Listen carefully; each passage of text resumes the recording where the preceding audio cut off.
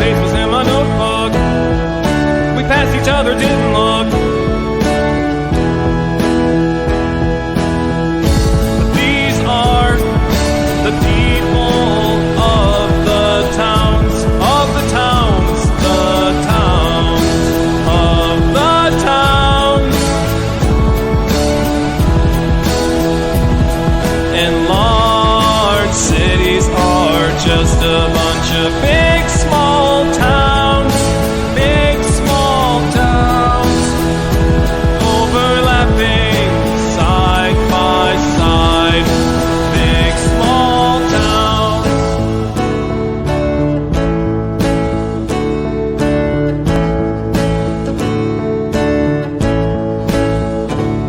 I see new people every day, everyone's on their way, doing the things that fill their day, and I'm going places too, doing the things that I do with my time.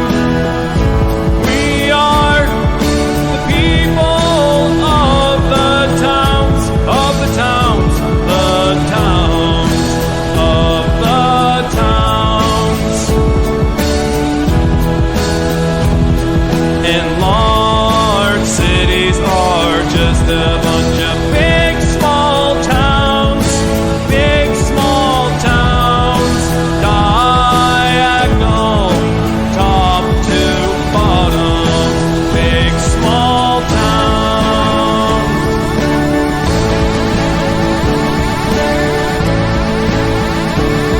Be nice to the people of the towns. Once in a while look around, 'cause what's going around's coming around. What came around's coming around. What's going around's coming around. Big, big, big, big, big, small towns. Word gets around in the big small towns.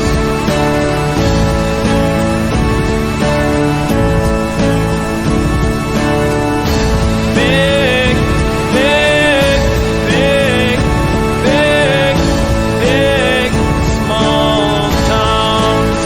Word gets around in the big small towns.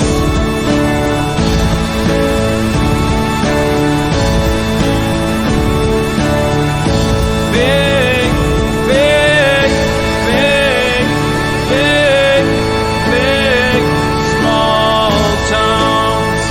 Word gets around in the big small towns. Hey everybody, welcome to Downballot. We do the show live every Tuesday at 7:30 p.m. Pacific right here on Twitch. That's twitch.tv/Echoplex Media. You can support this project. Go to echoplexmedia.com, click the support tab, and find your favorite way to support the show. I am producer Dave, and you can find me on Grindr. And this is the Councilman. Glad to be with you here as always, producer Dave. You can find me on X at THE_Councilman. You can also find me outside in my jockey shorts doing my gardening, because that's what I do. I actually invested in a nice tall fence this past year so that my neighbors wouldn't have to see me in my jockey shorts doing my gardening. And but that's why that one person moved into you though. That next to you. That's what I heard. oh snap! What have you heard? I need to know. And who is this person? Anyway, but I'm really excited to be here this week. There is quite a bit going on in the local scene, not necessarily electoral related, but we're going to have some updates from the recent election tonight. So stay tuned for that. Yeah, and then looking forward to another exciting April. No fooling. So, real quick programming note. What we're going to do next week, actually, is we're just going to do public comment from the jump so that the podcast listeners can get a little taste of public comment with the council in here. That sounds good to me. So we'll see. We'll figure out. We'll find something spicy to do. We'll maybe find something Bay Area, but a lot of times the shit here is kind of boring. So we may have to go Maricopa way or some. Are we thinking live public comment or something we can have recorded? We could have clips from, because there'll be plenty of stuff to choose from. I mean, when we do public comment, I just run a meeting. Oh, hey, there we go. Okay. So well, that sounds good to me. I'm excited about this. So let's do it. Hell yeah. So, but that's next week. This week we have a show that we've structured, and my lights are possessed. So what's going on with leading off? Well, leading off this week, as I just mentioned, we're going to have some updates on some particularly close elections from the March 5th primary. And one of them was Prop 1, which is a statewide proposition related to a variety of things related to homelessness and mental health issues and the intersectionality of those things and reapportioning of county funds to handle those sorts of things, not the creation of a new tax, not the creation of any new revenue. So the measure was pretty well divided the whole state. It divided your panel here on Downballot with our votes, primarily because there was a lot of good things about it. There's a lot of not so great things about it. But it looks like it has passed. I was about to look up the final vote tally, but I can do that while we run this clip, which is Governor Gavin Newsom, who was a big proponent, probably the biggest leading cheerleader for this measure, pretty much staking a lot of his political future on it, talking about the next steps, and then also other advocates and other folks involved in the measure talking about what comes next now that it has passed. This is, as was stated, an historic day.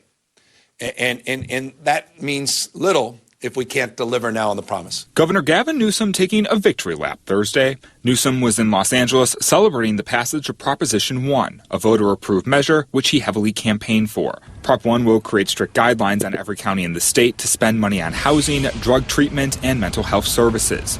Funding will come from an infusion of new bond money. The goal of Prop 1 is to stabilize and address the state's homelessness crisis. It's a really big deal. San Francisco Supervisor Rafael Mandelman also supported the measure, which he says will help the city immensely. He tells me after its passing, he and other city leaders spent Thursday morning in meetings discussing how soon San Francisco will be ready to implement the new law. To figure out how to leverage these Prop 1 dollars, what our need is at different levels of care. Changes won't happen overnight, though. Jim Wonderman of the Bay Area Council says it could take years for voters to see positive, substantial change. Businesses to come back in, stores to reopen, economies to grow, jobs to be created, all of those things that go into, making for, successful communities. However, not everyone is on board with the new measure. That includes James Birch of the Anti-Police Terror Project. It's an attempt to warehouse these people, warehouse people who are living on the streets right now by pressuring them into a diagnosis and then again forcing them into treatment. Birch says, for one thing, he worries the new law will disproportionately impact people of color. He also tells me the proposition's passing is a major blow to advocates of voluntary mental health treatment. All of the data, all of the experts are very clear that those treatments provide the best outcomes. Well, the voters have spoken, and California will clearly be taking another approach. Now, as of last year, the U.S. Department of Housing and Urban Development says the state has 28% of the nation's total homeless population, or about 182,000 people. And of those folks, over 2/3 are unhoused. Those numbers, Tim, are really staggering, actually. But despite that, Proposition 1 passed with really just the slightest of margins, razor thin.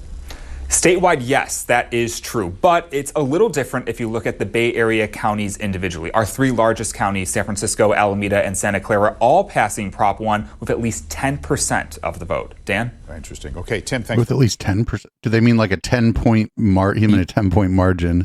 Yeah, this is a pet peeve of mine in all journalism and local journalism, especially. They say both things, right? They make both mistakes. They say the margin as the amount when they should be, and then they say the amount as the margin. They won by 60% of the vote. No, they won with 60% of the vote. They won with 10% of the, no, they won by 10%. So the measure, it's about as close as you come with a statewide race.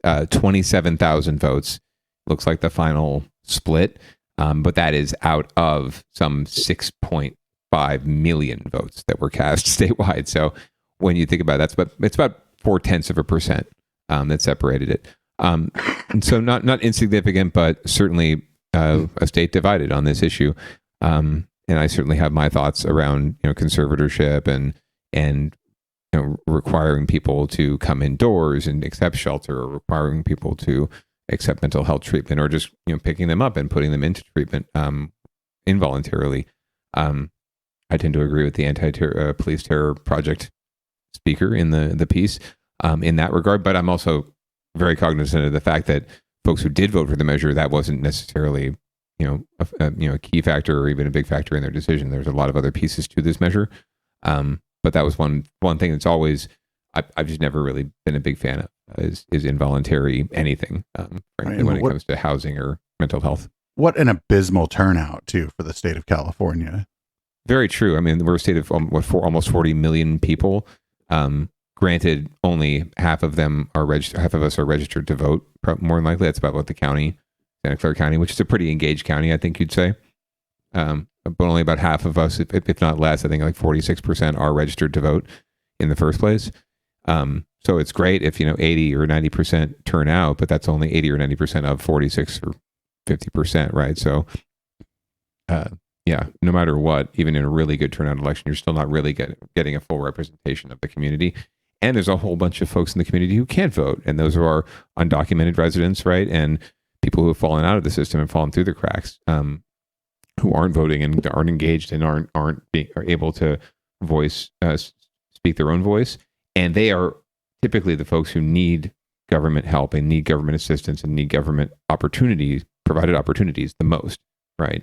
And yet they don't have a voice. So there's been a lot of work at city levels and local levels to allow undocumented people to serve on boards and commissions and advisory bodies, but there's really no mechanism for them to have, and even to vote in like school board elections and local elections, but there's really no mechanism writ large for them to have a voice. That's unfortunate. All right, well, we're going to move on to winners and losers. Where if there's a winner, it very likely was not who you were rooting for, though. I think this first story I don't know. The first story actually is the fucking winners and loseriest story that we've ever probably had.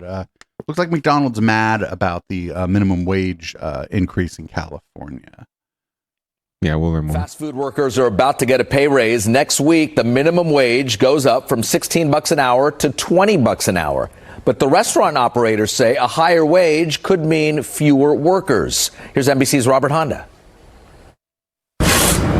Amir Samadi runs a popular Round Table pizza shop in San Jose near the Oak Ridge Shopping Center. He considers himself a good employer through good times and bad. For example, Amir points out he did not lay off any workers during the pandemic or cut their hours. But now, as California gets ready to up the minimum wage for fast food workers from $16 to $20, Amir is not sure if he can afford that change. As an owner or as an employer, you have to have coverage to pay them. If you cannot, you have to shut your door, or they're gonna lose the hours. Anyway, it's gonna be lose for both sides, either employer or employee. Some have suggested the wage hike could be covered by raising prices, but Amir says passing the cost to customers is not as simple as it might sound. You cannot just out of nowhere change the prices so people are gonna go elsewhere. There's a lot of options out there. The new minimum wage applies only to designated fast food employees who work for places that sell food and drinks for immediate consumption, and applies to the bigger chains with at least 60 establishments nationwide. The South Bay Labor Council and many other labor organizations supported the change, calling it a job creator, not a job killer. I think the data tells us that small businesses in particular save money by investing in their employees. You have to do less spending on training, less spending on advertising, and when someone just has one job, they're more focused on that job. Some fast food workers we talked to, who asked not to appear on camera, say they worry about the impact on their employer, but also say they need the money to keep up with the Bay Area's cost of living. Customers we talked to at the roundtable say they sympathize with all sides: employers, employees, and customers. Everywhere, everything's getting higher, so people need to make more money for that, and rent's getting higher, so I mean, it's understandable from both perspectives. Yeah, because if the stores or shops raise their prices, you might not go out as much, right? Exactly. The new law also establishes a fast food council, which will monitor the change and see if there should be any more increases in the future. In San Jose, Robert Honda, NBC Bay Area News. I know exactly on North First Street where Robert Honda was standing right there, by the way. I know exactly where he is. That's good on you, man, because that looks like just anywhere San Jose or anywhere America to me. That's but there are North First, and I think it's Charcut or North First. It's north of it's like the next major intersection north of Brokaw Road on North First Street. between maybe? Montague and Brokaw. I know exactly where it is because one of our warehouses was like a 5-minute walk from there, and we've tried to avoid that subway, but we did end up eating there sometimes. Well, good on you for avoiding it at least most of the time. And yeah, anywhere San Jose looks like. I mean, there's a lot of places in San Jose that look like anywhere America, which is actually why I think San Jose. By the way, just side note, film producers and production people, San Jose has places that look like anywhere in America. You want East Coast, Midwest, Northwest, South, Southwest. We've got locations in San Jose that fit all of those things. So come here and do your filming here and spend your money here. That being said, this is something where it's as the Labor Council pointed out, this is directly impacting major companies, McDonald's, major chain restaurants, right? These are companies that have for a very long time made their money on the backs of their employees, right? We're not talking about mom and pop restaurants. We're not talking about my family's restaurant, right? We're talking about these folks that have really cut corners for so long on supporting their employees, right? And paying their employees because it helps their profit margins, right? And that way, because they can then sell us the Big Mac or whatever for $2.99 when it really, honestly, costs a lot more, right? Like they should have been passing these costs on to customers for a long time. And if they had been, if writ large, these businesses had been doing that, we would be accustomed to that. And even now, if they were to say increase their prices, right? And they made it very clear up front. I've seen some businesses, local businesses do this a lot, but even some chains make it very upfront. They have signage in their business. They put it on their receipt. Hey, we are, yes, our prices have gone up. It's because we support our employees and we want to pay them better. We want to give them better. There's, I think, one company, Ike's sandwiches. I'll shout them out here on Downballot. They even made a point of saying this is a surcharge we're putting on our product to provide healthcare insurance for our employees, which most fast food workers don't get. So if some are doing it proactively, this is a great thing that they're forcing these big companies to do it because, yeah, I might have to pay $1 more for a Big Mac, but I'll do it gladly knowing that these people behind the counter are getting at least a little bit more. It's still not a living wage, man. $20 an hour, do the math. Like you're still not be able to afford, the rent or God forbid home ownership in Silicon Valley. It's just not happening on $20 an hour, but at least it's a hell of a lot better than 16. It's 25% better. And, I think the other thing that happens is maybe as you make these kinds of jobs more attractive to a wider variety of people, less people will basically say, well, that's just a job for kids. And so it'll be maybe easier in the future to get more gains for workers in this industry. If the wages go up and $20 an hour, you're right, you're not buying a house. But, if you were particularly frugal and lucky, you could certainly, split an apartment with a friend on that money. And that would be okay. Or if you're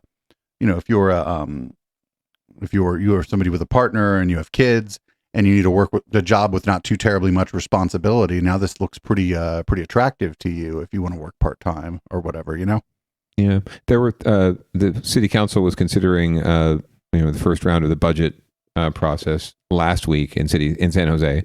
And there's a push in San Jose to have an ordinance to, protect fast food workers that sort of layers on top of this that would provide, training, know your rights trainings and helping them organize. Right.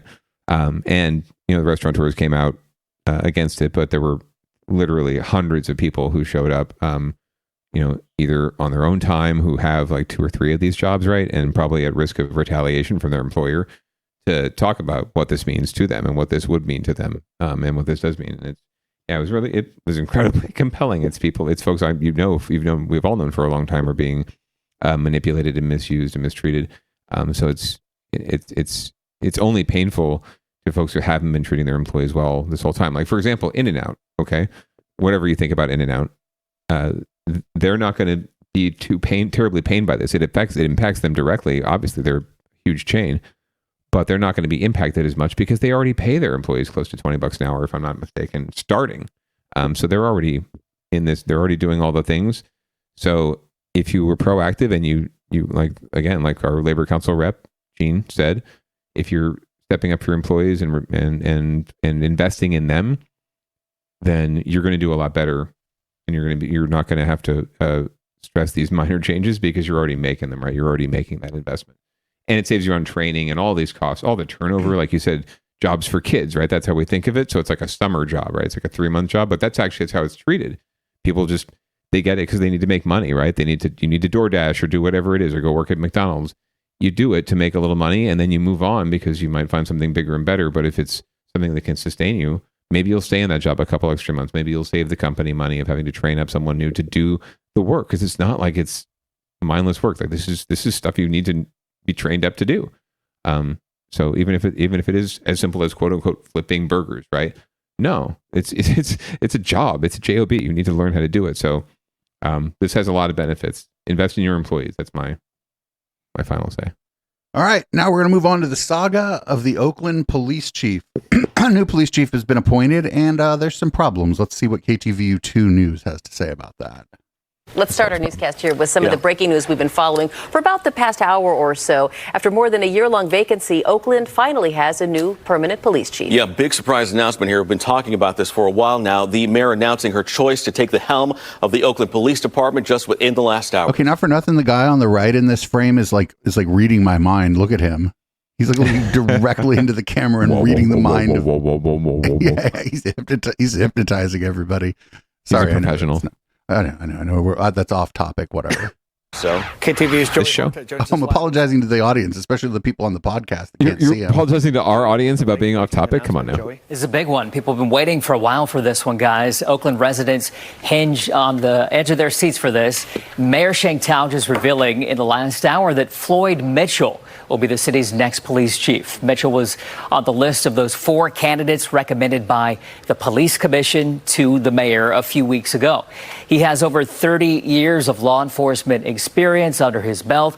Mitchell previously served as police chief in Lubbock, Texas, among other cities. He left that job after his department was accused of not answering 911 calls. The mayor just revealed her pick on social media this morning. Chief Mitchell is a strong leader and smart crime fighter who delivers results. His commitment to proven crime reduction strategies, including proactive policing and strong officer community engagement, vaulted him to the top of the list. As you know, Oakland hasn't had a permanent chief since the mayor fired LaRon Armstrong over his alleged mishandling of police conduct. The mayor says now Mitchell will start as Oakland's next police chief sometime between late April and early May. Much more on this coming up on later editions of KTVU. Yeah, a lot of people are going to be talking about this. Joey. So I'm actually unsure how much direct impact the police chief has on whether or not a 911 call is attended to. I'm not either. It was just very interesting to me to, like, in a situation where you would think, right, you would want the absolute most squeaky clean person, possible, right, fitting the right demographics and qualities and values you're looking for, right, and you would want a clean process, smooth sailing, totally mundane, help a toast pick, and granted, this guy everything else sounded good until they brought up the fact that he left his previous job as police chief because of some sort of issue or controversy, right? Whatever it is, 911 calls, officer misconduct, whatever. It would seem to me that you would want to make sure you vet and and appoint someone who's just going to have no problems getting into the job, right? They're going to have enough problems once they're in the job. You want at least to have a smooth sailing of, getting this person into the job. And all this does is that raise a question of like, was this the best candidate? Were there better candidates? Is there anyone who wants it? I mean, granted, is there anyone who really wants this job right now? I don't know. As they say, the devil's in the details too. Was he forced out, or did he resign? He was like, I'm not getting the resources I need. And if you can't give me the resources to, deliver this performance where we, or deliver like performance, if we can't perform when people call 911, I can't possibly preside over this. We don't know, right? And so maybe during the interview process, maybe that was the case, that he resigned and he wasn't forced out. But who knows? And the other thing is, with all the negative press about Oakland, I mean, maybe at some point you just take the best of the rest. Yeah, no, absolutely. But I guess that's just my only point would be, I mean, I hope what you say is true. I hope there was vetting that happened, that that the local news, as we see all the time, is getting not the facts, but maybe the phrasing and semantics wrong here in terms of how he left his previous job. And it could be, even if he did leave of his own, of his own volition, or if he was forced out, it might not have been his fault, like you said, whatever happened, right? He may have been just the fall person for that, and had to fall on his sword for that, for someone else. So, yeah, no, I wish him all the best. I wish them all the best. I think Oakland could use a win. I would much rather see them in winners, not losers. Yeah, we'll see. We'll see. And, there's also just something to be said for if he was like, yeah, we actually mismanaged that department. And from what I understand, the problem here in Oakland isn't necessarily that the 911 system itself is being mismanaged. It's a recruitment process. And here's a recruitment problem. And here are my recruitment numbers. I was able to get this, there could be any number. I'm writing fanfic about this guy, which is weird for me to do for a cop, but yeah, cop. But no, actually, ironically, there have been, as we've covered here, issues with 911 in Oakland, right? With I don't think it was anything to do with not answering, but more just like who was answering or how, or the system went down, right? I seem to remember a couple of times. So I guess it's ironic that would be the thing that caused his departure from Lubbock. It's like, but hey, our 911 shit's fucked up, and you're already used to dealing with that. Welcome to the job. maybe that was what won him the job, right? In the interview, that might have been the selling point, the final selling point. Anyway, good luck to you, Chief. I wish you the best, and I hope you, can do something to improve morale and trust and community building in Oakland, because they could sure use it.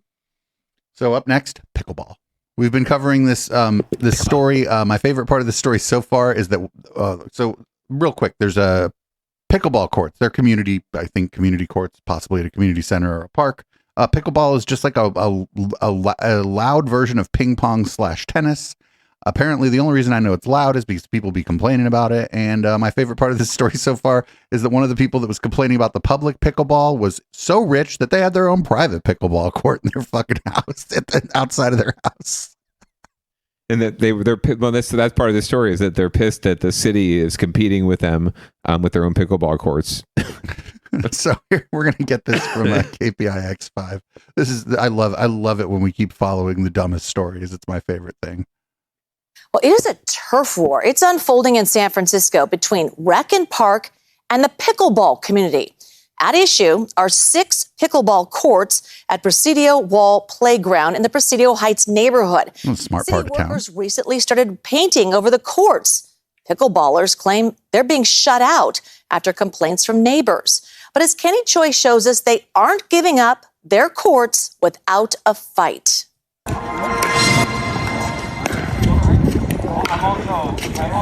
1-0 start. Pickleball has become Lisa Shaw's passion. They love pickleball, and these courts are the ones they want to take away. Once an avid tennis player, she's not relinquishing the courts without a fight. It's really all about the community, and when you take away 6 courts from a very popular place, you're splitting up a community. The Recreation and Parks Department recently put up signs saying tennis only, essentially shutting down 6 of the 12 pickleball courts. A Presidio Heights resident just across the street who owns a home listed for $29 million with a backyard pickleball court spearheaded an effort on change.org to shut down the public courts, complaining of noise impacting residents and wildlife. It's the middle of the day. When you live next to a playground or a park, you should expect noise. It is loud. No one's going to say that it's not, right? Joe Grossman lives just down the street too. He and dozens of pickleballers are willfully ignoring the closure signs to make a stand. I can hear it from my house, but I mean, I'm sure these guys hear it all the time, hear it a lot louder and all the time. And it does suck about the noise, but just because you don't like something, it doesn't mean you get to, complain about it. And then at the end of the day, get your way about it. It was just dictated by Park and Rec that they were taking away our courts. So, of course, we went into an uproar. Nearby residents understand the tension, including Katie Pyle, whose father plays pickleball. He can hear the pickleball in the morning, and I know it kind of bugs him, but he loves to play pickleball. Yeah, good. That's reasonable.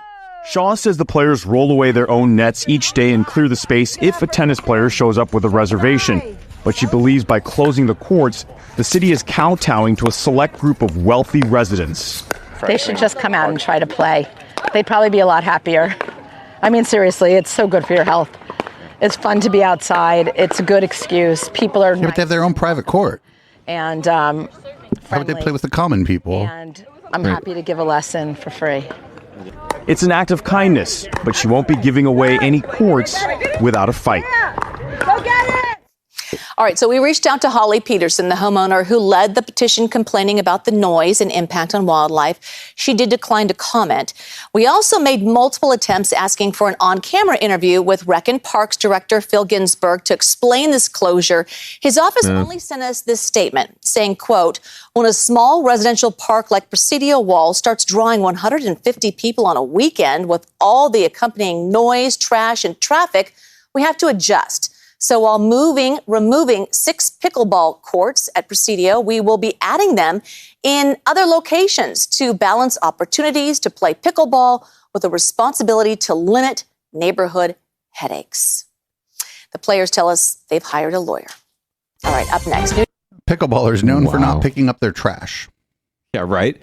Like we're criminalizing pickleballers now. Like it's not just enough to criminalize homeless people. We're gonna in the other house. We're gonna criminalize pickleballers, and you bring your trash and your traffic to our neighborhood. It's like, wait a second. I think we just talked to like 3 or 4 people in this movement who live in the neighborhood, right? So I'm guessing they didn't like get in their car to drive to the pickleball court. I'm guessing they walked to the pickleball court. So I don't know about this traffic issue and the trash issue. Like what? They just mentioned that they roll up their nets and they clean up after themselves. So they must be talking about some rogue pickleballers who, drive in from, Marin or, the Sunset to play pickleball at the Presidio in Presidio Heights, just to piss off this lady who has her own pickleball court and started a change.org petition. And last thing, real quick, the Parks and Rec response. Can you be more bureaucratic? Can you be more of an asshole? Could you be more of like, I've got to go help funnel money to a nonprofit of a friend of mine so I can get indicted later? Like, call back, reference. Yeah. Oh my God. Can you be more tone deaf even?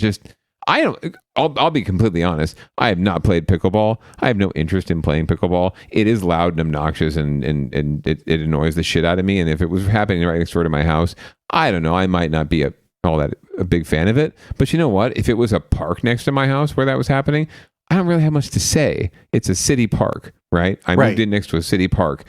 Oh my God, there's noise happening at a city park during the day. Holy shit, right?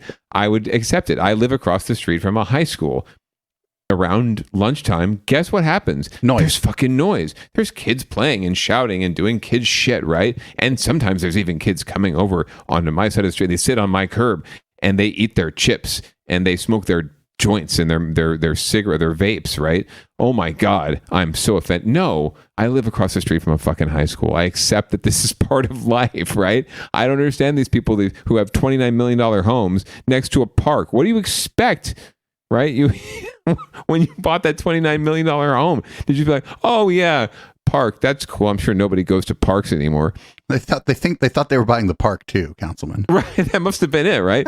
And I don't get how they can have their own pickleball. How can you righteously, organize a change.org petition and you have your own pickleball court? This is so sad and so downballot and just so perfect. I love this story. I like how the lady was like, just come play with us. Right? I'll give you a free lesson. She's implying that these people who have a pickleball court don't actually use it. I would not be surprised if that was the case. I bet maybe they paid $29 million for the home and could give two shits about the pickleball court. They just keep it up for when they have like people over. Or so they can tell people they have a pickleball court and they're like, I've never heard of pickleball. What is that? They're like, I don't know, but it annoys me. You should come over. We can play pickleball. I hate to give them British accents, but that's how I always picture rich people. Like Scrooge McDuck, Come on over. We can play pickleball and show them how. Posh British people, of course. Posh, of course. Come over and have a spot of pickleball. We'll have a cup of tea. And then later we can watch Game of Thrones. All right. So up next, we got San Jose School is going to pilot a new plan to limit student cell phone usage. This is probably generally a pretty good idea, but I have a feeling they're going to just do this in a dumb way because this is local news. And even if it isn't that dumb, the local news is going to find a way to make it dumb. Let's see what's going on here.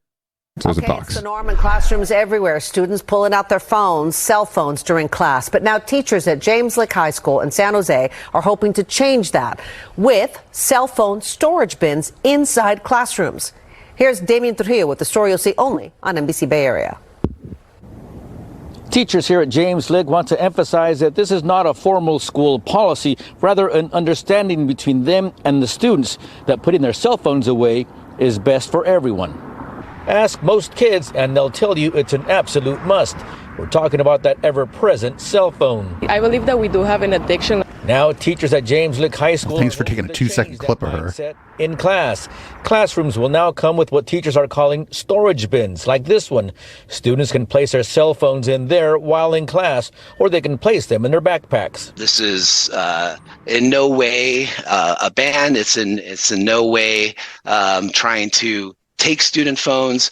It's just trying to set an expectation across all 6 periods of a student's day that when they step into a classroom, they're there to learn. Students will attend a school assembly next week to go over the cell phone expectations. It will be implemented as a pilot program during the last grading period of this year. And after working out any quirks, the full program will hit the ground running in the fall. Maybe they'll even realize that putting their phone away for a short amount of time kind of will help with interpersonal relationships. Maybe they'll, have some conversations they wouldn't have had otherwise. Maybe they'll see their grades go up and feel more confident in their ability academically. Parents were notified of the changes over the last few days. Yeah, I'd rather stick with the idea, just leave them in the backpack, don't take them out, do your schoolwork. I don't think that taking away the cell phone is going to help us. We got permission from Fanny Trejo's guardian to talk to her. Fanny started a petition against the cell phone changes. There's also many students who have mental issues, which is why they need their cell phone in case they need to call home or just even listen to music to relax. Students would still be able to use cell phones in between classes and during lunch. Right now, posters are up all over campus with stats and warnings about the continuous cell phone use. Teachers say it's an effort to help students realize the dangers of never taking a cell phone break. Damian Trujillo, NBC Bay Area News. This actually, I mean, like the locker, the problem I see with the locker is I think kids are going to fuck with each other, take each other's phones, lock them up. Just fucking, I don't know. Or does the teacher have to distribute them at the end? Okay, whose is the galaxy, fucking whatever with the, What they said, I mean, they made a point that it's voluntary, right? Like they have to put it in themselves. So, I mean, there's got to be some sort of library checkout kind of system, right? Where you punch a card or something. I don't know, to make sure you know who's who. But yeah, lots of luck. I struggle with this immensely now, more so than I used to, simply because I have a 20-month-old child who pretty regularly will grab mine or the good wife's phone and start messing around, tapping the screen. They realize all the things they can do, and she can open up search. She's opened up the camera and taken photos and video. She's opened up text and texted my boss. And this is before she was 20. This is like 11 months. This is before she was even a year old. So, and that's not because I'm sitting, and that's not because we're some sort of checked out parents either, too, right? Where we're just like, here, have my phone and get out of my face, child. I don't want to deal with you. No, we're incredibly checked in parents. We're constantly on top of her and monitoring her and making sure that trying to do our best to make sure that she's not sitting there playing with our phones. But yeah, sometimes she just grabs the damn thing and runs off and does her thing, right?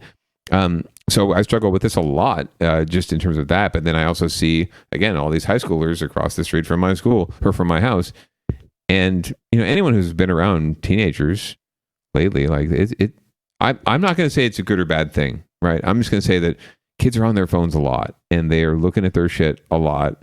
And I don't know if they're checked out of social relationships. I don't know if it makes it better or worse. I don't know that we have enough data really even to prove it yet, or to say one way or the other yet. But, I guess I was raised at a time when we didn't have cell phones. At least when I was in high school, we had pagers. That was the biggest thing, right?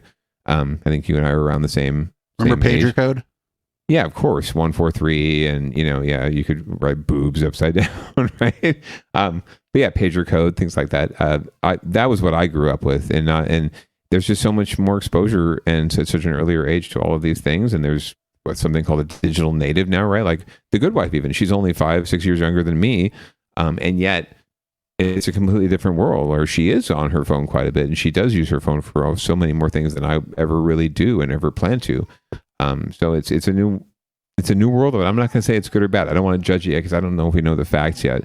But it doesn't make me feel very good to see a bunch of kids walking around just sort of zoned out or looking like they're zoned out on their phones. Well, really, they may be having incredibly engaging conversations via text or via video chat, and maybe they're more comfortable having those conversations on their phones and in chat and text than they would be in person, and maybe it's helping them socialize better. I don't know if anyone knows that yet.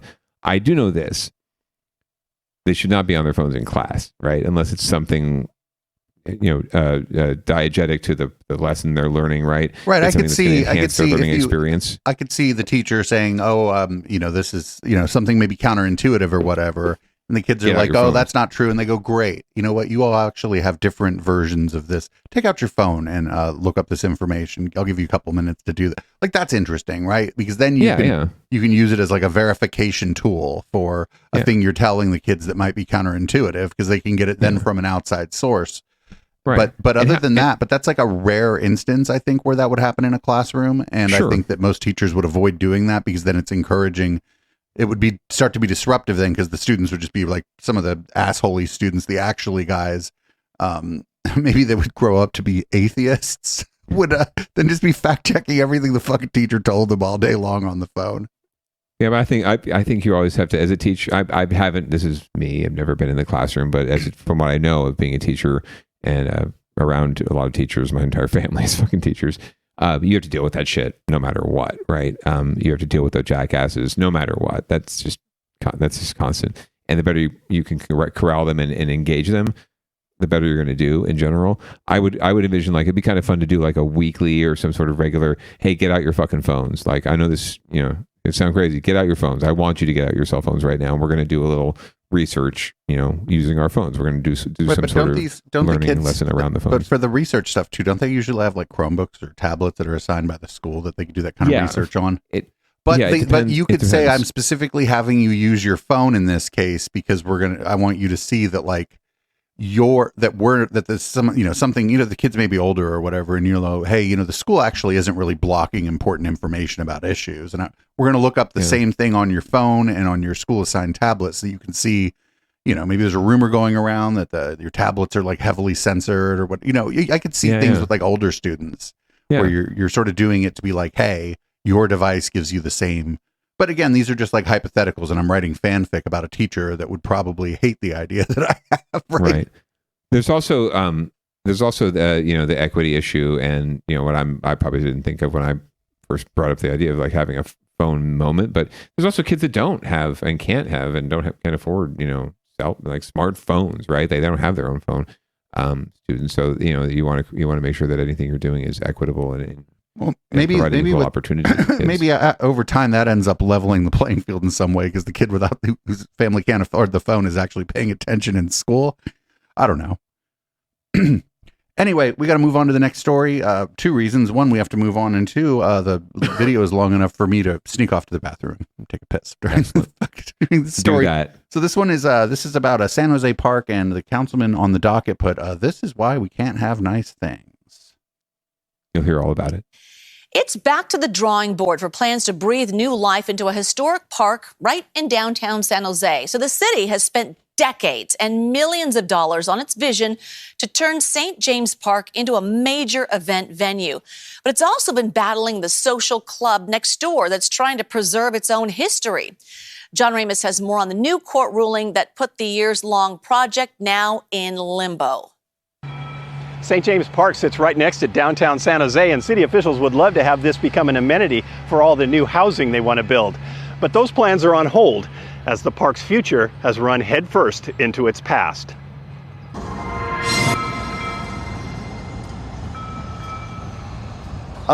It's extremely historic. The park has been around for hundreds of years. But in recent times, St. James Park became a haven for drug sales and lately a hangout for homeless people. So on most days, it stays pretty quiet and empty. It's an urban park that people are outside of downtown. People are afraid to come here. And it has a horrible reputation. Phil Maresca is part of an effort to change that. The city has spent 10 years and more than $4 million to develop a redesign of the park. And the centerpiece would be a new music venue called the Levitt Pavilion, San Jose. Because that's the part that will bring people to this location. With all the same fucking bands that have been playing in San Jose for the last 20 years. And then never mind. I have thoughts here that have nothing to do with this story. A very regular basis, because in order to get help from a philanthropic developer called the Levitt Foundation, Maresca has committed to putting on at least 50 and possibly up to 300 free music shows per year, with the goal being to attract crowds of up to 5,000 people. And this can become our living room. Can be where we come and meet our neighbors and hang out in our front yard and spend time with our community. But the park is already somebody's front yard. Right across the street from the proposed pavilion is the St. Clair Club, a stately building constructed in 1892. And Sean Atkinson, the club's general manager, said they were alarmed to discover that the city's plans would disqualify the area from its historic designation. It's destroying the historical district, and that's a problem for anybody that's sitting at a building as beautiful as ours. It wants to kind of still keep the district intact. They also object to the size and frequency of the proposed concert venue and its futuristic look. It just seemed very aggressive and destructive. It does look like razor wire. So very San Jose. The city in court and won. The court said they broke their own laws. They broke their own historic ordinance. They told them you violated your own laws and you can redesign it and you could maybe even change your own ordinance, but you have to be ready for a challenge. You have to do it above board. So now the plans are on hold as the city decides what to do about its own historic preservation law. And the park sits at a crossroads, whether to move forward to tomorrow or preserve what's left of yesterday. In its ruling, the California Court of Appeals said San Jose could not approve its own permit for the redesign because the park is registered as a National Historic Site. So far, the legal battle over the city's plan has gone on for more than 4 years. Yeah. So I mean, this boils down to. I mean, I know you have thoughts about Phil, so I will let you. You should actually voice those because that's part of the reason I put this on the docket because I knew he was involved. But what the objections from the St. Clair Club and the local residents and even some of the residents of and the owners and developers of buildings and residences that surround the park that are supposed to be frequenting this space, it all boils down to just noise and people and drugs and all the things, right? Like that they think music concerts attract, right? Especially if they're free, God forbid. So there's just a lot of NIMBYism happening here on a variety of levels, but it's not as though the folks that are proposing the pavilion and working on it are necessarily doing it all in best interest of everyone either. I think they are, and they think they're doing the right thing, but it just seems like a lot to deal with. There's a lot of players in this, and I don't see how anything gets done anytime soon because it just seems like the whole situation is kind of stuck in limbo. So Phil has been running the Sofa Street Fair for a very long time, and what is that? Sofa So White. It's all bands, no DJs. We were going to do a stage with DJs, and they ended up telling the media wench actually that she actually had to just book their bands after she went through the trouble of reaching out to the DJs, which was personally annoying to me because my name was on all of that because she was working in conjunction with me. But just also the events that he throws, they don't represent the diversity of art and music in the city. They represent the lack of diversity in the boys club around the Phil and Jimmy show. And that's not great. Great. It's not necessarily healthy at all for the scene. And then, there's a lot of question as you raised, like during the clip of, it's on one side. Yeah, great. They're going to, in order to partner with this, what happened was I was actually very not involved, but very knowledgeable of the situation with this pavilion development. It's a national nonprofit that helps communities get started creating these venues, right? but they have to bear the branding of the national nonprofit, and they have to comply by certain, stipulations and requirements, and among them is, putting on a certain number of events and free events, right? So there's a lot of question of like, okay, how are these free events subsidized? Who's sponsoring them? Who's determining like you said, who's playing these events? What kind of music and genres and are getting represented? What kind of opportunities are there for local artists, right? And the diversity of our music scene here to be represented in these shows. There really weren't any specifics there, right? And there was really no talk in terms of, at this point, okay, you could build the thing, you could put on the shows, but how are you actually going to get the community? How are you going to get these 5,000 people to come out to these shows, right? What is the plan? Hold on, 5,000 people at St. James Park. Yeah, that was the thing up to, right? And I'm like, that. What's the plan for that? Like, I haven't seen 1,000 people in St. James Park, let alone 5,000. 1,000 people you'd be like, fuck, where'd all these people come from? I don't know what you do with 5,000 people. That's like a small. It's the size of a small city block. Yeah, no, it's a small. It's like a small amphitheater basically. The idea with the redesign is that so right now, light rail runs pretty much smack dab down the middle of the park, or at least one of the light rail lines runs through the middle of the park, and it's 2 city blocks. The idea would be to shift all of the light rail over to First Street, and then for both the north and south lines, or onto one shared track. But to then unify the park and have one big continuous park that has a wraparound street, so there's no cut through.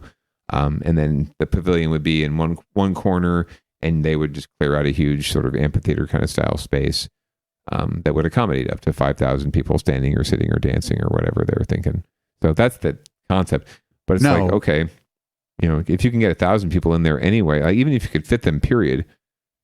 I've never seen 1,000 people in St. James Park. So what's the plan for attracting them besides just putting on the show? For a point of reference, I wasn't involved when I talked the first time to the Silicon Valley Pride people. I said, "Oh yeah, I'm down to play. What does it look like as far as like attendance?" And they're like 2,500. And this is Silicon Valley Pride. I know they don't have all the money in the world, and they don't have the best venue, and they don't shut down the city like San Francisco does. But they were like pretty straight up. They're like, there's going to be max at any given time maybe 2,500 people at this event. And so I'm curious, like you are, about how they're going to get 5,000 people to go to even a free event, even with like a fairly well known act, because now you're threading another needle, right? Can't have fucking Lady Gaga play there. Right, not for free, right? You're gonna have to pay. You have to pay these artists, right? Just anything like so. I just know exactly what it would end up being. It would be like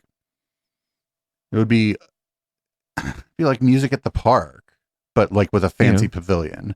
And it's just not great. It's just not great. They wouldn't have to, from what I understand, they wouldn't have to get that kind of capacity like every show, right? But they would have to hit that to make the numbers that they're also like attendance numbers too. They need to prove to this group that comes. Basically, this group comes in and helps subsidize the creation of the facility, right?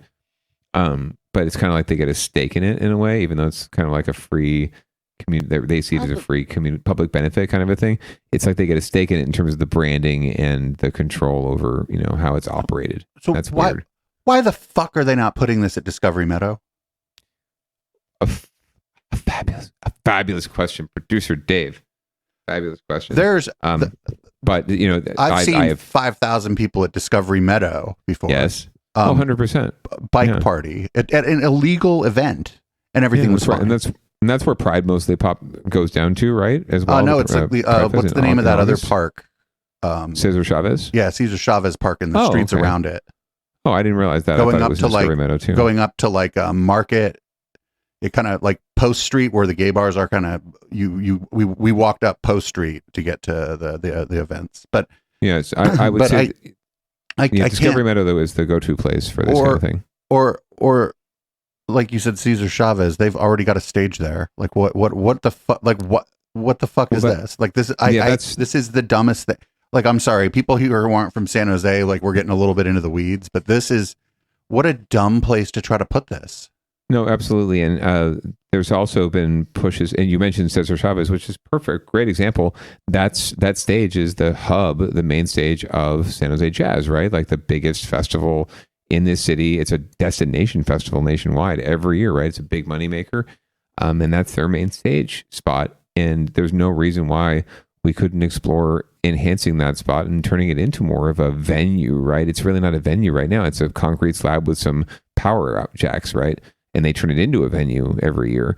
San Jose Jazz has been lobbying, and others downtown have been lobbying for a long time to invest in that space to make it more of a venue like this. And I don't know how they feel about the Levitt Pavilion, but I do know this: there's not a whole lot of crossover in terms of this Levitt. There's a local board that Phil is on that's promoting this Levitt Pavilion idea, right? I don't see a lot of crossover there with Jazz or with other local they promoters. They don't get along with any other community organizations. That's an issue. Dude, you got to be a special kind of asshole to get the Pike Party organization to tell you to go fuck yourself. That's all I'm saying.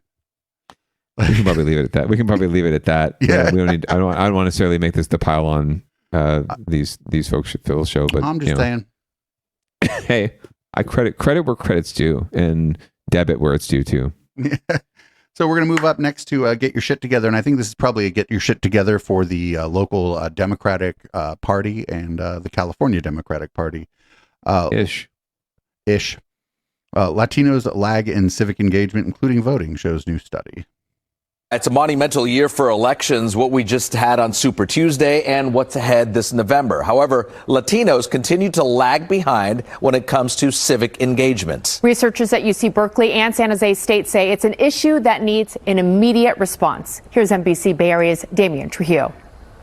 Researchers say it's not that Latinos are at home just sitting on their hands. There are many other factors limiting them from getting involved. Well, thanks. In this particular election, there's a lot of apathy as like, why should I vote if somebody else is? The researchers from San Jose State and Cal laid out the hard truth. Too many Latinos are sitting on the political sideline. It's a headline that many community leaders are describing as both eye-opening and deeply troubling. Due to distrust sometimes of the electoral process. Latinos not only lag behind in voter turnout compared to other groups, the researchers say many Latinos don't get involved in neighborhood issues, let alone citywide concerns. The president of the Plata Arroyo Neighborhood Association, Danny Garza, has been ruffling feathers for years in a push to get more resources into his community. Listen to his take on the findings. The research is an eye-opener, but it's not unexpected. Researchers also offered some clear reasons why Latinos are sitting on the sidelines. They blame the spread of misinformation, distrust of the electoral process in Latino voters' home countries, infighting among Latino communities, and work. We have to work. Work is the most important thing that takes up our time. So it's not that we don't want to be civically engaged, is that oftentimes we don't have time with everything that we're juggling. Among the recommendations, get more Latinos into elected office, create a county-wide umbrella group where all Latino nonprofits gather with a common cause to address the issues as one. Encourage Latinos to register to vote, both with a social media campaign and with the grassroots door-to-door approach. And they say it has to start now. It starts today. It starts by a group of us right now at a table, literally, before we have lunch. We're going to sit down and talk about how we can convene the next meeting immediately. The Community Health Foundation, who commissioned the research, says they will take all the input they are gathering from the community, write a final report, and release it with a framework and formal recommendations in a couple months. In the meantime, Danny Garza says he might have to ruffle a few more feathers for his community. Hell yeah, Danny Garza. Oh, man, I'm well hated. Damian Trujillo, NBC Bay Area News. So that was that could have been a lot better. Although I don't think anybody thinks that people who aren't civically engaged are just sitting on their hands. I know that's like metaphorical, but I think people are well past knowing or well past believing that that's why that somebody's just too lazy to get involved in their community. Yeah, I mean, I forget even being involved in your community, just the voting question, right? We're certainly beyond, at least in Santa Clara County, California, we're well beyond the laziness factor, because we make it so goddamn easy at this point. If you wanted to vote, right, it's really not that difficult, and it's not a time consuming thing, even frankly. If you're committed to doing it, you want to do it, it takes about 10 minutes, 5 minutes. So it's not about that. It's sitting on your hands. It's really, it is come down, I think, coming down to, and not just in the Latino community, but in immigrant communities in general, and in lower income communities and communities of color that have felt and are righteously feeling, disenfranchised and neglected. Yeah, they're right to distrust the system, because the system hasn't really done anything for them, right? So the distrust factor is huge. The lack of information, not necessarily lack of information at all, because they're getting more than likely they're getting mailers, or maybe they're getting flyers, or they're seeing social media, and they're seeing stuff about the campaigns and the elections. So they're aware that these things are happening. It's really just about getting compelling and what they can consider to be, reliable information from their own trusted sources about these elections, and especially about local elections. We talk about Downballot a lot. That Downballot is the name of this show. And it's one thing to be aware of, the presidential election, because that's all anyone hears about, Biden and Trump and all that mess. But you don't hear about, like we're going to hear about in a second, these Downballot races all that much. And that's why you end up with sort of not apathy, but just lack of awareness. Now, I think a lot of folks don't vote because they don't know enough, and they don't feel like they don't feel confident voting. They don't know what these people do, how they do it, and who any of them are. And they don't trust anything the candidates tell them, because the candidates are, they're like used car salesmen, right? And the political parties have their own interests, and all the special interests have their own interests. So no one's really looking out for what, in informing folks about what these folks actually do and how they would actually, what they would do for them, right? So yeah, they're right to, I think, feel like their vote doesn't matter, or that they can't make informed decisions, because they're just not given enough information to make informed decisions. Yeah, like there's a lot of messaging that seems lacking. Like I think like a good message for people, maybe if they're in the category you said where they don't think they have enough information, I think good messaging around that as well. If there's an issue that you don't, you look up and you still don't know how to vote, just move on to the next issue. You can leave something blank on your ballot. Blank, 100%. And I think, honestly, ranked choice voting could help with this too, in terms of letting people not have to make, that's the best person. Maybe it's 1, 2, 3, and that might help. That might help people. Some folks, organizers, think that would be harder to do, but to me, it's just getting them over the threshold of believing that their vote counts, right? And this next clip is going to really prove that it does. But everyone's vote does count, and you've got a very large contingent out there of folks who get the ballot, but that's all they get, because they haven't voted consistently. And what happens? We create this kind of doom loop where campaigns they have limited resources, right? So they try to focus on contacting and communicating with and mobilizing and enthusing, is that a word? And empowering and exciting a certain segment of the electorate, because those are the folks that vote consistently, right? They're consistent voters, every time voters. We call them 5 and 5s, 3 and 5s, 4 and 5s. That means how many elections out of the last 5 you voted in. But the 1s and the 2s we ignore, because they're just not as reliable. And so campaigns don't send them information. Political parties don't send them information. All they get is just the ballot in the mail and maybe the candidate statements, and that's it. And so we do this consistently over time. So they do lack information, because we cut them out of our process because they don't vote. It's a doom loop, right? The less they vote, the less they're going to get contacted. So we need to find ways to, not just in the context of a 6-month or a 3-month electoral campaign, like these groups are doing. We need to take a broader stance and a broader scope and a more holistic approach to how we engage voters outside of elections, to make sure that they're included in these conversations, and make sure that they start to turn out. Because if they start to, it's just like any other market, any other business. If they start to turn out to vote, they will be marketed to. They will get more information. They will be more engaged. It can be a virtuous cycle or a doom loop. We need to create a more virtuous cycle. Yeah. I think I don't know what the solution is, but there's for people who are like, well, I'm not polling so well, I think the first thing you might want to do is be like, well, they're polling people who have voted before. Maybe I should buck the trend and try to find people who don't vote very often, see if I can get their vote. Like it's very who knows Who knows? It's fertile ground. It's absolutely. I've been to those doors. I've talked to those voters. It is absolutely fertile ground for any candidate who wants to reach out to folks who feel disenfranchised. The minute you come to their door, even as a volunteer for a candidate, not the candidate themselves, there's just this joy you can see in their face that someone gave a shit, enough of a shit to come to their house, right? Even if it is for a candidate or an election. No, because you can tell no one's been there before. You can tell no one's talked to them about this before and bothered to knock on their door. And that's a really great feeling, and we should do more of it. You're absolutely right. So up next, we're going to move to Downballot Watch, and our first story here is about the hotly contested race for second place in U.S. State's representative for the federal government, District 16. The top two go through to the runoff, and it looks like we don't know who the top two are. Let's see if the news thinks they know who the top two are. One vote. That is the lead Assemblymember Evan Lowe has over Supervisor Joe Simidian in the race to replace Congresswoman Anna Eshoo. You can see Evan Lowe here with 30,211, 30,210 for Joe Simidian. One of those two is going to face former San Jose Mayor here, Sam Liccardo, in the general election come November. KTVU South Bay reporter Jesse Gary live tonight in San Jose with the very late one vote, Jesse, one vote. I mean, this is as close as it gets.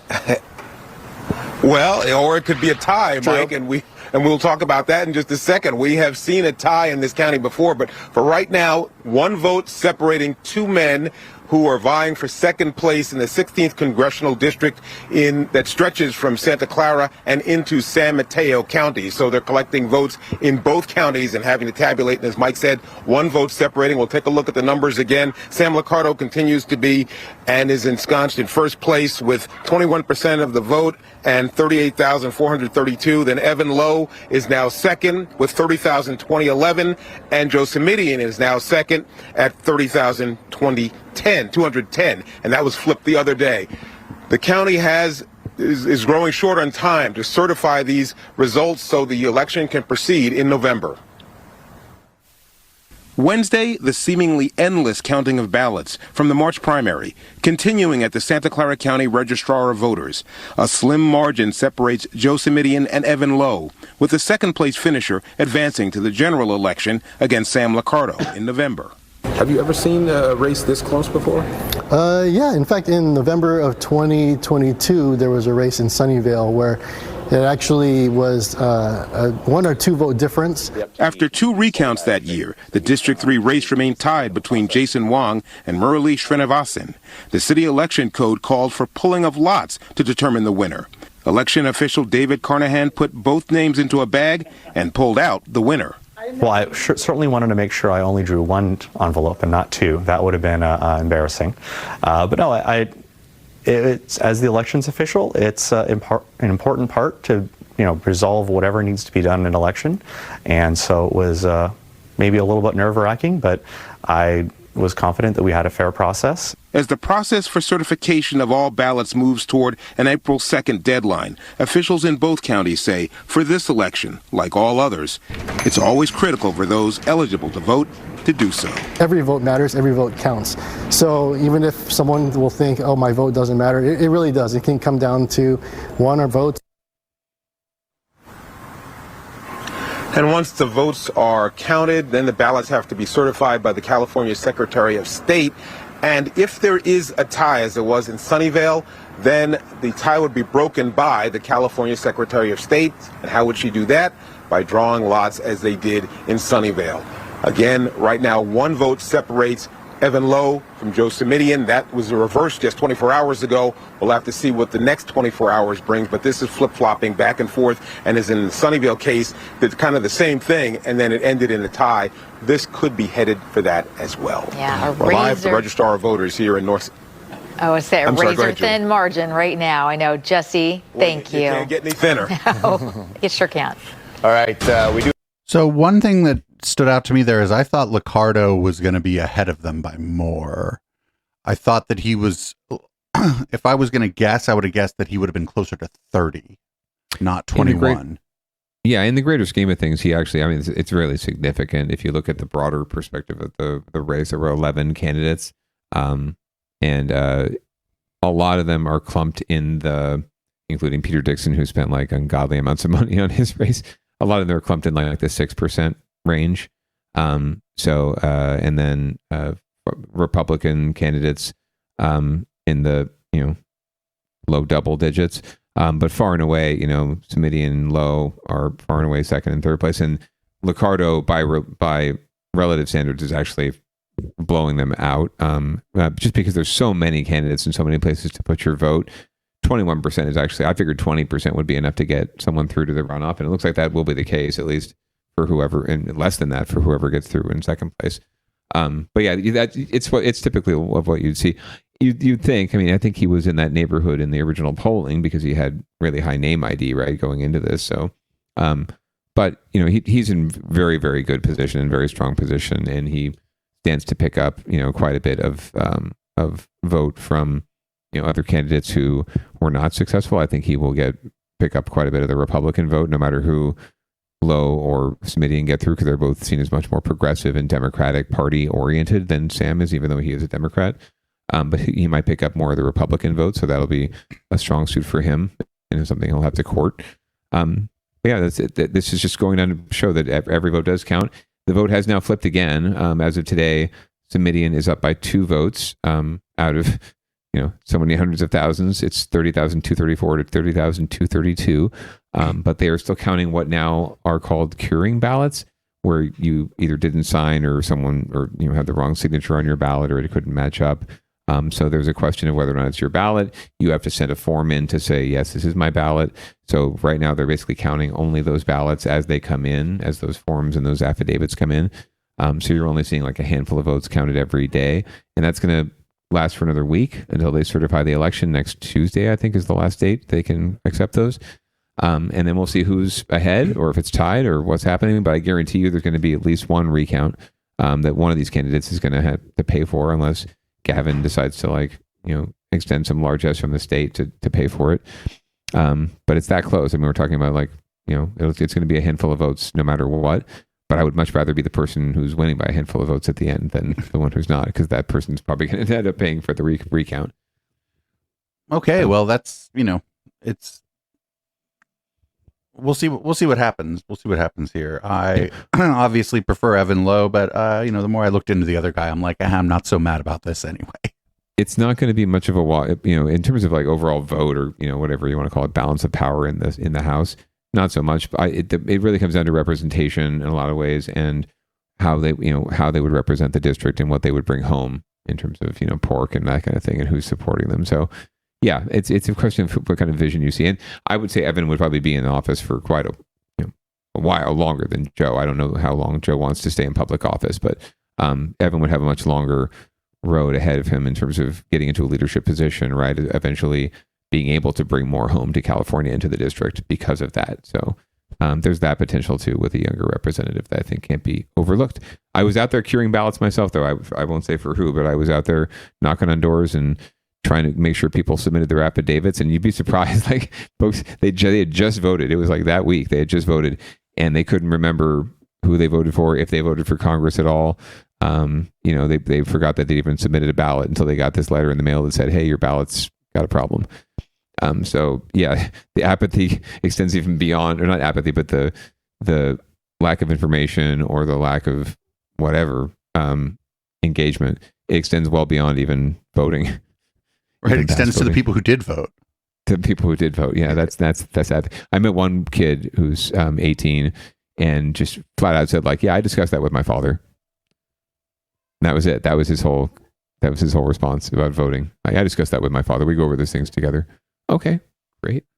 All right. Well, let's move on. We actually got 3 more because I added a last minute story to end. I saw that. So we got Mayor Ed 209 is announcing his support for an affordable housing project policy that everybody else already supported anyway. A lot of families in San Jose say rising rents are now threatening to price them out of their neighborhoods. Tonight, they're desperately hoping a new city housing policy will rescue them. Here's NBC's Robert Honda.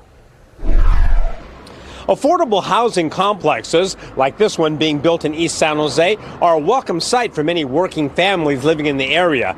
But sometimes no one in the immediate neighborhood actually gets to move in. A newly proposed city policy would change that.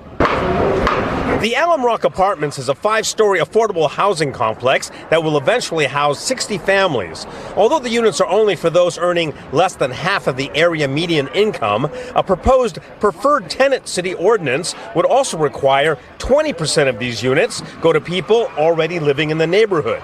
Liza Gonzalez, a wife and mother, says she hopes to be one of those preferred tenants. She has spent her life running from Silicon Valley's rising rents. Being a daughter of a single mother that used to work 2 jobs at fast food restaurants, we had to move literally every 2 years. So we were never able to call a place my permanent home. Today, the mayor and community members rallied outside the Amigos de Guadalupe offices to make a last push for the program before Tuesday's city council vote. When we ask a community to tax itself to build affordable housing, we ask them to accept new development in their community, more neighbors, more traffic. It's only right that that neighborhood benefits, which means that low-income residents in the neighborhood should have access to that affordable housing. Mahan says affordable housing developers they've talked to are supportive since the rents are already deed restricted, so no one loses money.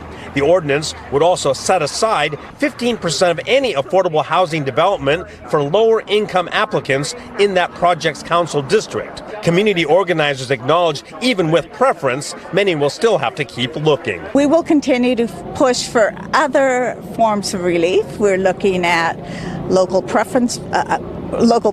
We're also looking at land banking, land trusts, community development corporations for people. Liza says she's encouraged since she's been on a waiting list for years at another complex. It's 1 or 2 persons were able to rent in that place. It was heartbreaking because of the process that is a system right now. If the policy is approved on Tuesday, the city says it will quickly set up an online portal for people to find out if they qualify and how to apply. In San Jose, Robert Honda, NBC Bay Area News. So the number was already 15%. It sounded like it was voluntary, right? That they were setting aside 15% for people already in the community. So they're just bumping that to 20% and making it city policy. Is that close enough? Close enough. Yeah. I mean, there's what it is actually, it's sort of 2 different policies overlaid on top of each other. There is a policy already in place that a certain number of units be designated affordable in any complex, right? And if not, the developer pays an in lieu fee. So that is around, I think, 15%, I want to say, is the number of units.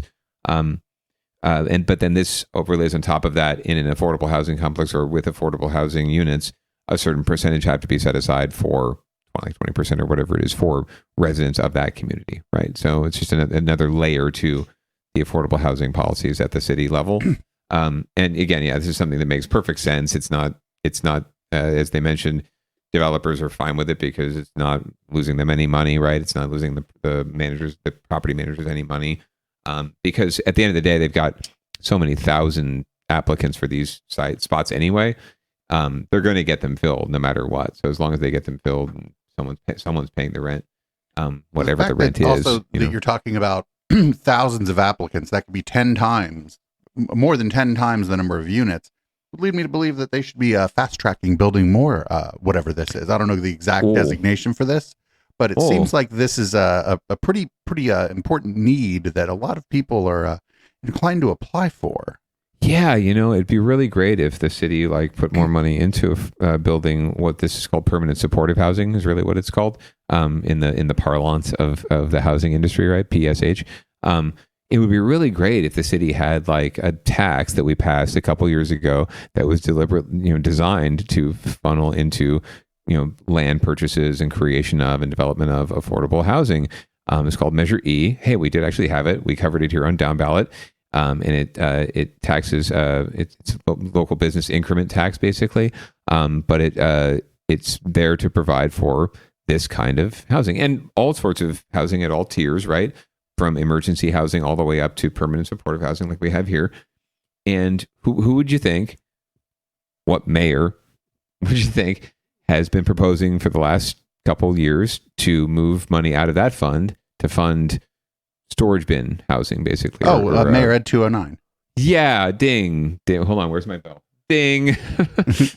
I put the bell away for the time being. But yes, that's exactly who it is. So it strikes me as not only is he coming out here appropriating the Latino community that does not like him and probably didn't support him and probably wouldn't support him if they knew more about him, appropriating them for whatever it's for his own, self-aggrandizement, supporting a policy that everyone already unanimously supports, including the most conservative members of the council. The council's been demanding this actually for years because they've had egg on their face because they've approved affordable housing projects, like was mentioned, that haven't been housing people from the community. So it's absolutely no skin off his nose at all to go out here and promote this policy when he himself doesn't want to fund these projects. So what does he care if these projects have to benefit the local community if he's not offering to build them in the first place, right? Nothing doesn't harm him at all. So it's just a big political win. That's all it is, a big fart in the political wins. But there's a bigger political win here that could be like, hey, the waiting list is long, and what I'm going to do now actually is, I've been trying to divert funding from this, but now that I think about it and I see just the number of people who want to live in this place that they haven't even seen yet, we're going to try to actually find ways to build as much of this as possible. It seems good for the community, and it would be nice. Yeah, no, he's just going to take credit for it. Fuck him. Well, yeah, but that's because the thing is, not going to get that. Doing all that would be a lot of effort, and it would actually have to expend some resources and get something done, right? And that's not going to get him. It might get him the same level of win, but it's just he can get the same amount of win by just showing up at this rally, getting on TV once, talking about it. Because everyone tomorrow is going to forget that us, the voters out in the world, right? They're going to forget that it happened. Just think, oh, he's doing something. Look, there's Mayor Matt. He's doing something. And our friends at Amigos de Guadalupe and in the community, they feel good because they got Matt to, conservative or whatever, Dino Matt Mahan, Mayor at 209, to come to their event and speak with them and support their thing so that they can get it passed, right? It's a great policy. It should be passed. It was passed unanimously today. But he gets all those wins. He can get all that love and largesse without having to do much of anything. And that's, I will give him credit. I will give him and his team absolute credit for that. They know how to politic. They know politics. And they do politics really well. That's why he's the mayor. I don't have to like it, but that's exactly why he's the mayor, because he knows how to play this game. So we're going to probably end up going a little past 9 p.m. tonight, but that's my fault because I had to add something at the end. But first, we got another thing. Still getting put down. We got another thing. We got Russian River Brewing Company, kind of a big deal here in the Bay Area. They do Pliny the Elder and they do Pliny the Younger, neither of which I like because they taste like soap. But a lot of like, you'd go when the Pliny the Elder would come out, you'd go to the neighborhood bar and they'd have it on the, they'd have it on the thing, and it's like an event for the local neighborhood bar. It's good for the people who like beer that tastes like soapy cilantro, like, yeah, see, like the councilman. And so I guess this year, this Pliny the Younger, it almost didn't happen. Let's see what the news has to say about that. Is that time again in the North Bay when craft beer lovers camp out in Santa Rosa for a taste of a cult favorite. Yeah, Pliny the Younger from Russian River Brewing goes on sale tomorrow for a limited time. But it didn't arrive there without a little bit of drama. Max Darrow tells us about the scare that threatened the 20th anniversary batch. Each bottle that makes its way down this conveyor belt and gets stamped with this label will tell the story of Pliny the Younger. And this year's brew has quite the story. This is a big moment. Which is why Natalie Chilerzo smiled as she watched the bottling process unfold. Her team at the Russian River Brewing Company spends a ton of time preparing for the 2-week exclusive release of the Triple IPA. And there was a moment in January where disaster almost struck. We did have a power outage during January, during the storms. It lasted for a few days. While it didn't affect the beer going into these bottles, we had just packaged our Pliny the Younger for distribution. So we had a warehouse cold box full of draft Pliny the Younger, and we were definitely stressing out about that. Luckily, for Pliny's sake, Chilerzo says they were able to get a generator, and they installed the switchgear as well. Had we not been able to get that generator, we could have lost some younger. That would have been a big disappointment for Pliny enthusiasts and for Russian River's bottom line. Oh yeah. Alec Miller says people camp out to get their hands on this beer. A lot of times I'll close here the night before, and I'll be closing up here at 10 o'clock, and there's already people in line the next day waiting to camp out. I've had people from India before, people from Australia, New Zealand. Over the 2-week period, they expect to see Anywhere from about 12 to 14,000. So yeah, it's definitely a lot of people. For perspective, that's about half the population of the entire town of Windsor. As the bottles filled up, Chilurzo was busy tidying up this handout for guests with the information and story behind the beer. The label shows Mount Vesuvius erupting hops in bottles over the Russian River Brewing Company, a nod to the Roman history behind the character whose namesake the beer comes from. So he was a well-respected author. What started as a creative way to drum up some much-needed business 20 years ago has turned into an integral part of Russian River Brewing's story, one Chilurzo is quite proud of. You know, it's a really big year for us, and the beer tastes amazing, so we're really happy about that. And one that seems to be able to weather whatever comes its way. So they got a generator. Yeah, right. Like it's something I watched this story. I'm like, you didn't have a generator already? Like, what kind of fucking shop are you running here, brah? Well, you know, whatever. Like I said, a lot of my friends are going to be really happy about the this Russian River Brewing Company. But on another note, they make one hell of a porter. I've had one of their porters. It was very good, very, very chocolatey, Well, I know and a little coffee, but not so sweet that it's gross. Oh, it was fucking wonderful. The only thing, it was a little boozy for my taste, but I just had one.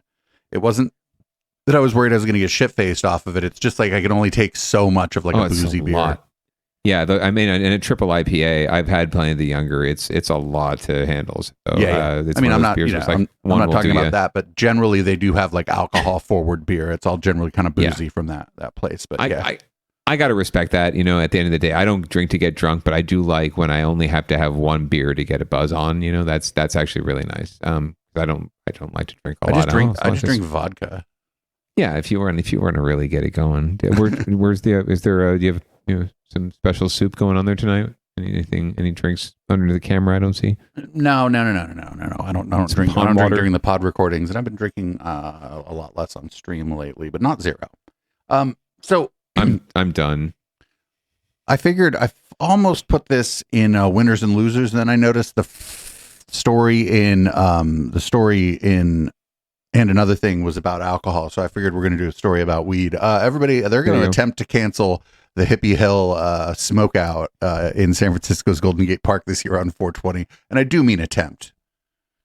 Yeah, I think we're going to see some shit. Event at Hippie Hill in Golden Gate Park appears to be off this year. Organizers said today they have not been able to secure the financial sponsorships necessary to hold the event. KTVU Henry Lee live tonight at the park in San Francisco with reaction. Henry. Yeah, it all Kids comes are down pissed. enough staffing and sponsors for a safe and clean event. So let's be blunt. You may want to think twice before coming to Hippie Hill. Time has now run I see what he did there. He said, "Let's be blunt. Get the fuck out of here." The event's been canceled because there's not enough money to stage it safely at Hippie Hill in San Francisco's Golden Gate Park. What? That means no smokeouts or live music, but there will be some homegrown fun in the form of a people are volleyball gonna be and kickball tournament. Fucking high. San Francisco Rec and Park spokeswoman Tamara Barrick-Apperton says blame the budget for the buzzkill. The city's in a budget crunch, so we just couldn't cover the extra staff times, the overtime rangers, the cleanup. So it was going to be more expensive. More marijuana. The organizer Alex Aquino says the event costs about $450,000 to $500,000 each year. And unfortunately, with the cannabis industry so bad right now, we didn't have enough sponsorship support with the cannabis industry like we did in the past. Here at Haight-Ashbury, the counterculture center of the city, many people say they'll still show up to smoke. The question is how chaotic or not will it be? At Coffee Cantata on Haight, barista Chloe Nicholas says even if folks show up anyway, she might end up making less bobas and lattes. As a avid pot smoker, I don't think that it'll be crazy. I just think that the city isn't going to be prepared for without having something organized. Coffee shop owner Vaskin Farajian says with 420 falling this year on a Saturday, he still expects business to double. Because we're getting a lot of people every day, especially Friday, Saturday, Sunday, a lot of people shopping around here. But on 420, we're still prepared. They have fences up, it's all corporatized. It kind of deters even the tourism that the city... Cody Qualos and others say 420 had become too regulated. I would hope it goes back to what it was. I mean, but as far as it goes right now, like honestly, I've seen less and less people come in since they've had the fences. It kind of takes away from the feeling of the freeness and the freedom that we have from 420, you know? Like 420 is usually a gathering of stoners, potheads, and we're all just sitting there rejoicing the fact that we can smoke our weed. You're doing good. You're doing good. Now, organizers say 420 will Man on the Street was pretty good this time. They hope the event will be sustainable in the years to come. Live in San Francisco, Henry Lee, KTVU, Fox 2 News. Yeah, I went long before there were fences and shit. There was just like fucking stoners everywhere. It was fucking cool, actually. Like there were fights and shit, but the fucking, you know, the crowd broke up the fights. Like, as if like there are fights and shit that goes down at like organized events and concerts all the time, right? Yeah, like, I'm with Corey. This, like, get rid of all the corporate bullshit. Take down the fences. I don't understand this in the first place. Like, what event gets canceled? Like, people just, in my experience, just mob the park. Like, what are you doing? Well, they're not even going to mob the park. They're just going to walk to the park. Yeah. Well, I'm okay. Maybe mob was not the best choice of words there, but yeah, they're going to flock to the park and stroll or skip in some cases if they're already high and sit out and lay out in the sun and enjoy each other's company and smoke. Yeah, and enjoy the cannabis culture, which is exactly what happened before, and thousands of people came out and did it when it was quote unquote illegal. So it's not like that would change anything. So yeah, let the people smoke. It's going to happen anyway. So I'm not worried about it. It's just interesting that they have put on a $500,000 event to just let people get high and have fun. That's all you really need. And a drum circle. Who needs like Red Hot Chili Peppers and 311 reunion show? Like, let's just hang out. Stealthy Fed agent to the chat, dedicated to the bit. He's like, I don't care as long as there's enough pigs there. Right. That was a fun show. We're running a little behind, but that's okay. Do you want to close out the show? Absolutely. I'm real excited to hand it off to you in public comment, and I'm really even more excited about next week's public comment from the Git. That's going to be fun. You should definitely tune in and hear my choice comments about whatever public comment we happen to peruse. Thank you as always, Producer Dave, for joining me and for running the dials, and for you listener and you viewer. We appreciate both of you, and we hope that you're both back next week. We do this show every week at 7:30 p.m. Pacific, except when we don't, followed by public comment. You should, as always, get yourself vaccinated. Make sure you wear a mask in public situations just to be safe, and pants are completely optional. You can just let that shit hang out. We're going to play some Audible Smoke to take you into red light, and we hope you have a wonderful time tonight. Peace out. Have a great week.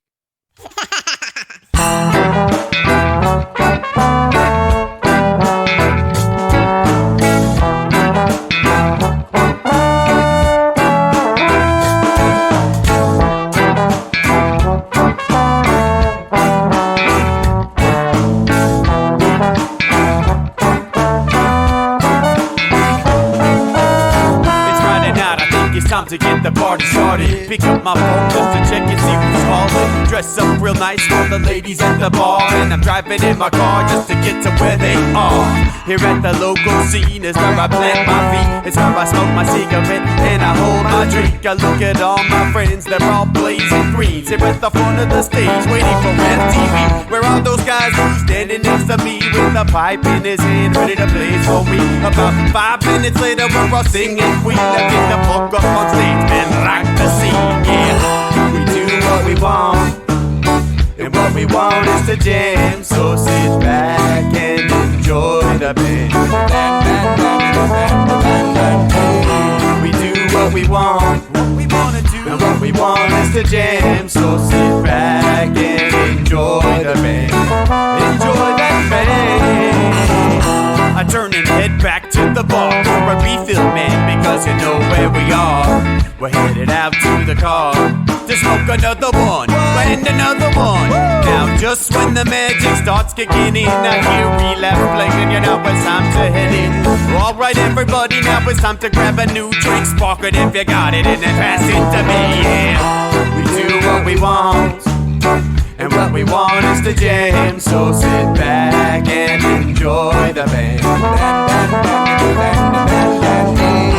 We do what we want to do, and what we want is to jam. So sit back and enjoy the band.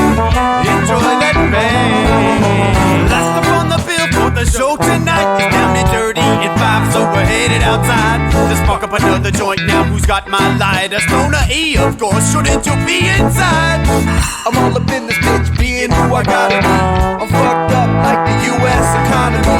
The truth is that I don't think logically. Stoner E take you on a psychedelic odyssey. Now inside motherfuckers is rockin' me, and outside shit we smoke a lot of broccoli. Rocky the roller, yo, that sexy girl be jockin' me. Ain't too drunk to fuck, but I'll probably do it sloppily. We do what we want to do, and what we want is to jam. So sit back and enjoy the band. Dance, enjoy the band. We do what we want to do, and what we want is to jam. So sit back and enjoy the band. Molly say that he like jamming, and he hope he like jamming too. Well, I gotta say, thank you, Bob, we do. Yes, I gotta say, thank you, Bob, we do. Well, Bob Marley said that he like jamming, and he hope he like jamming too. Well, I gotta say, thank you, Bob, we do. Yes, I gotta say, thank you, Bob, we do. Yeah, we do what we want, and what we want is to jam. So sit back and enjoy the band. We do what we want, and what we wanna do, what we want is to jam. So sit back and enjoy the band. Enjoy that band. We do what we want, what we wanna do, what we want is to jam. So sit back and enjoy the band.